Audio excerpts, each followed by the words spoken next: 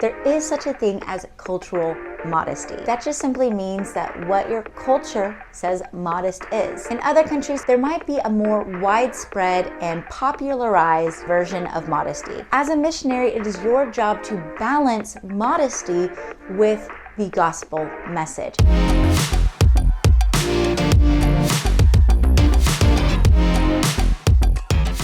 Hello, hi, my name is Amanda. I am a short-term missionary and a mom, and I'm here to help you understand the Great Commission just a little bit better. In the United States, we tend to be a little bit less strict about what we wear. When you go to church, you might wear something like this, or you might wear something like this.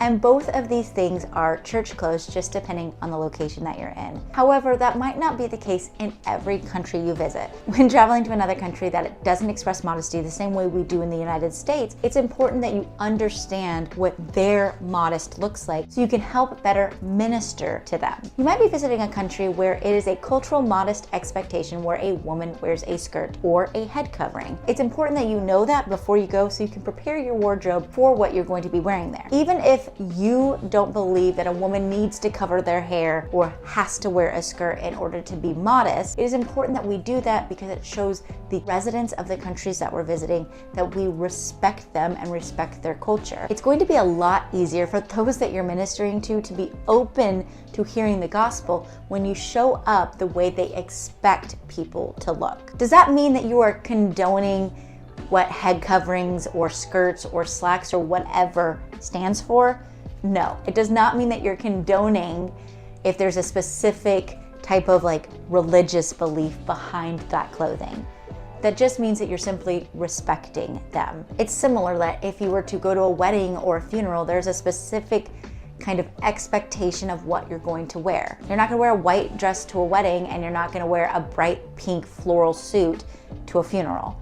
You want to respect the environment that you're in. And the same thing goes for the mission field. And ultimately, that gives respect to the people you're gonna be ministering to. That will hopefully help them know that you legitimately and intentionally care about what they think and what they value, so you can start sharing the gospel with them. When I go to El Salvador and we're doing ministry with the mission organization we're with, we wear skirts as women. It's important that we wear long skirts that go past our knees because that is the modest expectation in that country, and that's okay. I'm not a skirt girl, but I will wear a skirt if it helps people find Jesus. The same thing with wearing a head covering or wearing a very specific style of clothing. And as long as it's not strictly a religious outfit that you're wearing, it is perfectly fine to dress a little differently if it helps spread the gospel.